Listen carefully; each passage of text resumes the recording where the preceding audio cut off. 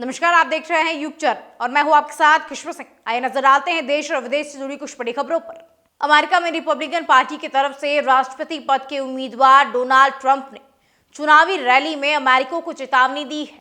US के Ohio राज्य में एक चुनावी रैली को संबोधित करते हुए ट्रंप ने कहा कि अगर मैं चुनाव नहीं जीता तो देश में खून खराबा मच जाएगा। ट्रंप अमेरिका की ऑटो इंडस्ट्री पर मंडराते खतरों पर बोल रहे थे। अचानक उन्होंने खून खराबे की बात कही। ट्रंप ने कहा कि 5 नवंबर की तारीख को याद रखना। मुझे लगता है कि ये हमारे इतिहास की सबसे अहम तारीख होगी।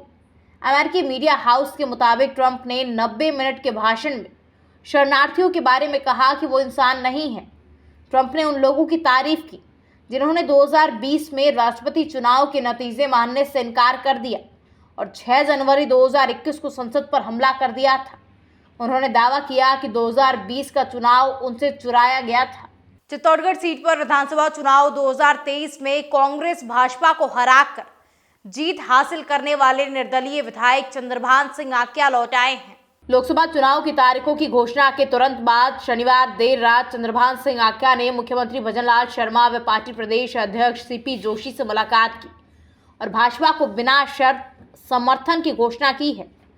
रिपोर्ट के मुताबिक बीते शनिवार को देर रात भाजपा प्रदेश अध्यक्ष सीपी जोशी और निर्दलीय विधायक आक्या के बीच सीएम निवास पर मुलाकात हुई और दोनों के बीच चल रहा मनमुटाव दूर हुआ।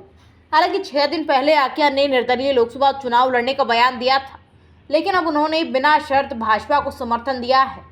इससे पहले दिल्ली प्रवास के दौरान विधायक आक्या ने भाजपा राष्ट्रीय संगठन महासचिव बीएल संतोष से भी शिष्टाचार मुलाकात की। चुनाव आयोग ने 16 मार्च को लोकसभा चुनाव का शेड्यूल बताते हुए ऐलान किया कि देश में इस बार 7 फेज में चुनाव होंगे। 19 अप्रैल को पहले चरण की वोटिंग होगी और 1 जून को 7वें चरण के लिए मतदान होगा। पहली वोटिंग के ठीक 46 दिन बाद यानी 4 जून को नतीजे आएंगे। चुनाव के लंबे शेड्यूल को लेकर विपक्षी पार्टियों ने सवाल उठाए हैं। टीएमसी नेता और पश्चिम बंगाल के फाइनेंस मिनिस्टर चंद्रिमा भट्टाचार्य ने मीडिया रिपोर्ट्स में कहा कि 7 फेज तक चुनाव को खींचने से बड़ी जेब वाली पार्टी को फायदा मिलेगा। वहीं कांग्रेस अध्यक्ष मल्लिकार्जुन खड़गे ने शनिवार को कहा कि ये चुनाव 3 से 4 फेज में हो सकते हैं। 7 फेज का मतलब है कि मोदी को पूरे देश में घूमना है, इसलिए उनको प्रचार के लिए ज़्यादा मौका मिलेगा। दरअसल 1992 का पहला लोकसभा चुनाव 4 महीने तक चला था। इसके बाद 2024 को लोकसभा चुनाव ही होगा जो इतने लंबे समय तक चलेगा। भारतीय जनता पार्टी आगामी आम चुनाव में राजस्थान के अपने पिछले प्रदर्शन को दोहराने की कोशिश में जुटी है और पार्टी को ये उम्मीद है कि वह राज्य की सभी 25 सीटों पर जीत दर्ज करेगी। वहीं कांग्रेस भाजपा के सपने को पूरा होने से रोकने की कवायद में जुट गई है। गौरतलब है कि लोकसभा चुनाव 2019 में कांग्रेस को पूर्वी राजस्थान से मुंह की खानी पड़ी थी, जबकि 2018 विधानसभा चुनाव में उसने क्षेत्र की अधिकांश विधानसभा सीटों पर जीत हासिल की। विधानसभा चुनाव 2018 में गुर्जर समुदाय ने कांग्रेस को इस उम्मीद से वोट दिया था कि सचिन पायलट राज्य के मुख्यमंत्री होंगे, जबकि ऐसा नहीं हुआ। पिछले लोकसभा चुनाव में भाजपा की जसकौर मीणा ने दौसा से 78,444 वोटों के अंतर से, जबकि मनोज राजौरिया ने करौली धौलपुर सीट पर 97,682 वोटों के अंतर से जीत हासिल की। टोंक सवाई माधोपुर में सुखबीर सिंह जौनापुरिया ने 1,11,291 के अंतर से चुनाव जीता था। लोकसभा चुनाव को मद्देनजर रखते हुए राजस्थान की राजनीति में उठापटक जारी है। दर्जनों नेता पार्टी बदल चुके हैं। बीजेपी ने कांग्रेस की कमर पूरी तरह से तोड़ दी है। कांग्रेस के दिग्गज अब हाथ का साथ छोड़कर कमल का फूल थाम रहे हैं।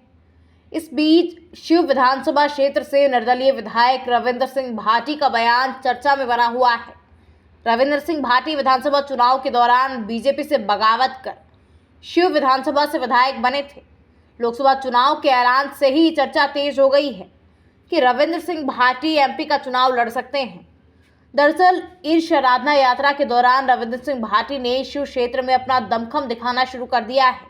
लोकसभा चुनाव लड़ने को लेकर रविंद्र सिंह भाटी ने कहा कि जो जनता तय करेगी वही होगा। कहा जा रहा कि इस आराधना यात्रा के जरिए रविंद्र सिंह लोकसभा चुनाव का फीडबैक ले रहे हैं। ऐसी तमाम खबरों को देखने के लिए बने रहिए हमारे साथ युग चरण पर। तब तक के लिए नमस्कार।